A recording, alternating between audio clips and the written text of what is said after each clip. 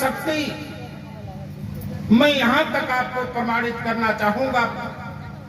प्रातः स्मृत पूज्य रघुवंश के कुल गुरु वशिष्ठ जी महाराज के चरित्र के माध्यम से यह वह पावन धरती है जब भगवान का भी दरवाजा बंद हो जाए, जब परमात्मा के भी दरवाजा बंद हो जाए, जब चारों तरफ से अंधकार हो जाए, तब इस धरती की कृपा निकलती है और जीवन की रेखा बदल देती है, जीवन की दृष्टि और सृष्टि बदल देती है।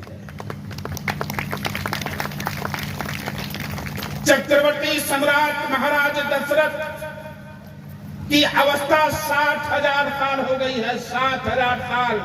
मैंने कल एक लाइन छोटी सी कही थी आप लोगों से, शायद आपने ध्यान नहीं दिया। गृहस्थ आश्रम में प्रवेश करने के बाद हर गृहस्थ आश्रम में रहने वाले की 3 इच्छाएं उत्पन्न होती हैं, जिसमें सबसे पहली इच्छा होती है सुतेसरा, संतान की प्राप्ति। विवाहोपरांत 1 साल 2 साल 3 साल यदि गोद हरी नहीं हुई, घर में किलकारी नहीं गूंजी, क्या डॉक्टर, क्या वैद्य, क्या हकीम, क्या ज्योतिषी, कहां नाक रगड़ने के लिए लोग विवश हो जाते हैं।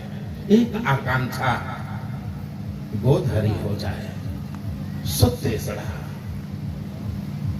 यदि मान लो परमात्मा की कृपा हो गई, गोद भर गई, संतानोत्पत्ति हो गई, फिर उसे पढ़ाना है, उसे लिखाना है, उसको सारी सुविधाएं दे दी है, उसके जीवन में कोई समस्या न हो, उसका भविष्य उज्जवल कैसे हो और सारी सुविधाओं से युक्त कैसे मैं उसे शिक्षा प्रदान कर लूं, इसके लिए उसका पिता झूठ बोलकर, साच बोलकर, पाप करके, पुण्य करके अर्थ संग्रह में लगता है, यानी वित्तेषणा उत्पन्न होती है।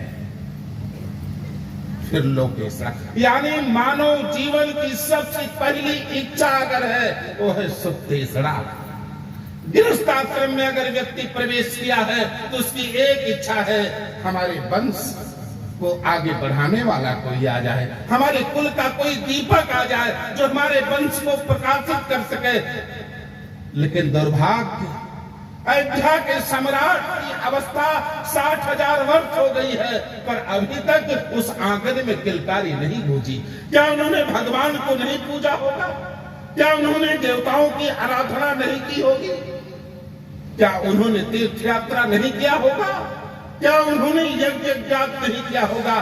क्या उन्होंने भगवान से नहीं मांगा होगा? मेरे भक्तों, महाराज दशरथ का जीवन अभी अमन जी कथा सुनाएंगे आपको। कल पावन अवतार पूज्यपाद गोस्वामी